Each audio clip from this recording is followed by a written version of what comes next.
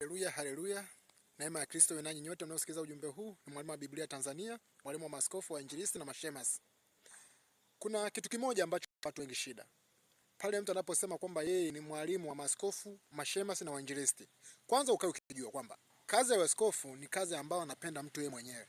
Kama Timotheo wa kwanza 3:1. Mtu akipenda kazi ya askofu atamani kazi njema, basi imempasa askofu awe mtu asiyelaumika. Mume wa mke mmoja, ajuaye kufundisha, mtaratibu, sio mtu wa kuzoelea ulevi, sio mpiga watu, sio mtu wa kupenda fedha. Kazi ya askofu ni mtu ambaye mtu mwenyewe anapenda kuwa askofu. Askofu hachaguliwi. Askofu hapigiwi kura. Kama vile katika Matendo ya Mitume ile moja ambako wanafunzi wa Yesu Kristo walipiga kura kumchagua yule mtume ile ashike nafasi ya Yuda, ambako hakuwa mtume tena wala hakuwa chochote, bali Yesu alichagua wa kwake ambao anawajua wanaweza kufanya kazi kwa moyo. Kwa hiyo kazi yoyote ni ile mtu ambaye ataipenda yeye mwenyewe kuifanya. Kuwa mwalimu katika Kristo ni wewe mwenyewe, mradi ujue Biblia. Kuwa mchungaji, mradi ujue tu kuchunga watu ni vipi na kuwaongoza ni vipi, na katika kuwalisha katika mafundisho mazuri na mema. Kuwa mwinjilisti, utawanjilisti vipi watu kuwaleta kwa Kristo? Ni mtu mwenyewe anapenda, hutumwi na mtu. Ni kazi mwenyewe unafanyaje? Unapenda. Wote ni wa Kristo, lakini nani atakuwa mchungaji? Ni kutaka mwenyewe. Wote ni wa Kristo, nani atakuwa mwalimu? Ni kupenda mwenyewe. Wote ni wa Kristo, nani atakuwa shemasi? Ni kupenda mwenyewe. Kwa hiyo usifikirie kwamba eti utachaguliwa na mtu kama kafanya kitu fulani, hapana. Haya. Hapa najibu hoja ya watu mbalimbali ambao huwa na comment kuhusu mafundisho yangu. Naanza na Wasabato, nitakuja kwa Wakristo wa madhehebu yote, lakini tuanze kwanza na Wasabato. Halafu baadaye nitakuja kwa Waislamu.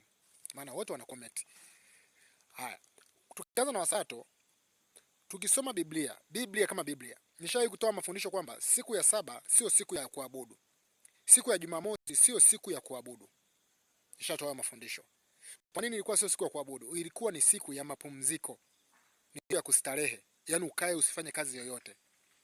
Mfano nitanukuu maandiko mawili, halafu tuje tuangalie hawa watu walikuwa ni dhehebu gani, walikuwa ni dini gani. Je, walikuwa ni Wasabato? Tuangalie kutoka kitabu cha Kutoka 12, Kutoka 12:16. Ukisoma Kutoka 12:16 hapa inasema,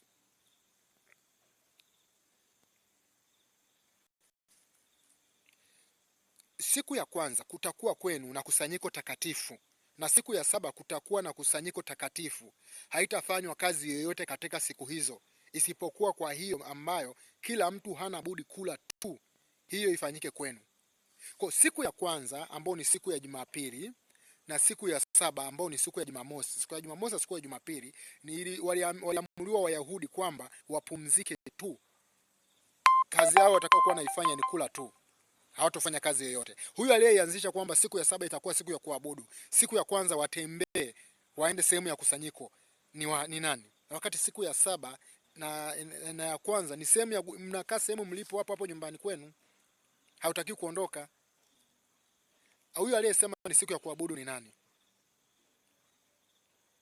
Huyu aliyesema kwamba siku ya kuabudu ametoa maandiko kwenye kitabu gani? Haya, tuangalie tena kwenye Kutoka 16:28. Hii ilikuwa Kutoka 12:16. Sasa hivi tunaangalia Kutoka 16:28. Tuiangalie pia. Alafu tutaenda kwenye Kutoka 20:7. Ukiangalia kwenye Kutoka 16:28 inasema, Bwana akamwambia Musa, mtakataa kuyashika maagizo yangu na sheria zangu hata lini? Angalieni, kwa kuwa Bwana amewapa ninyi hiyo Sabato, kwa sababu hii huwapa siku 6 chakula cha siku 2. Kaeni kila mtu mahali pake. Mtu awaye yote asiondoke mahali pake kwa siku ya saba. Mtu awaye yote asiondoke mahali pake kwa siku ya saba. Imekuwaje watu wakaifanya siku ya kuabudu? Tuulizane. Ni nani alileta siku ya kuabudu kwamba iwe Jumamosi? Hatusemei Jumapili. Jumapili ni siku ya Bwana, siku zilibadilika. Jumapili ni siku ya Bwana, nayo pia na fundisho lake, ambao walikula mkate siku ya kwanza, wakakusanyika siku ya kwanza kula Pasaka.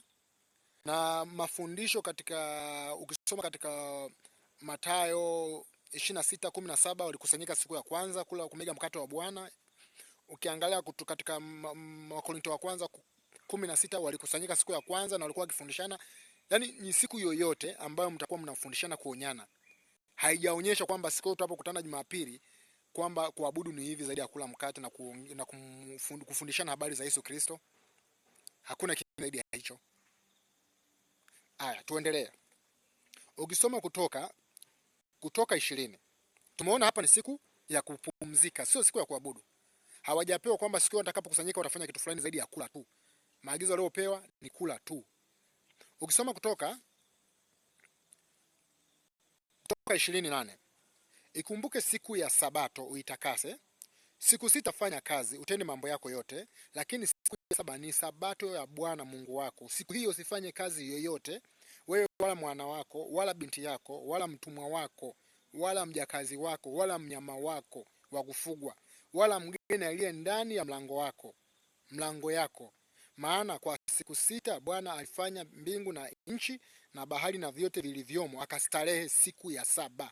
Kwa hiyo Bwana akaibariki siku ya Sabato akaitakasa. Kwa hiyo ni kufanyaje?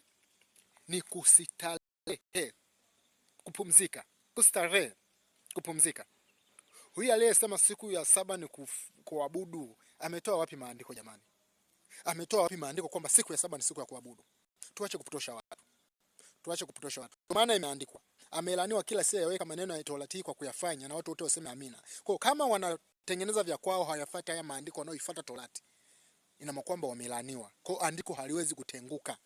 Na ndio maana Yesu alisema mbingu na nchi zitaondoka, lakini hata odi moja ya Torati haitaondoka.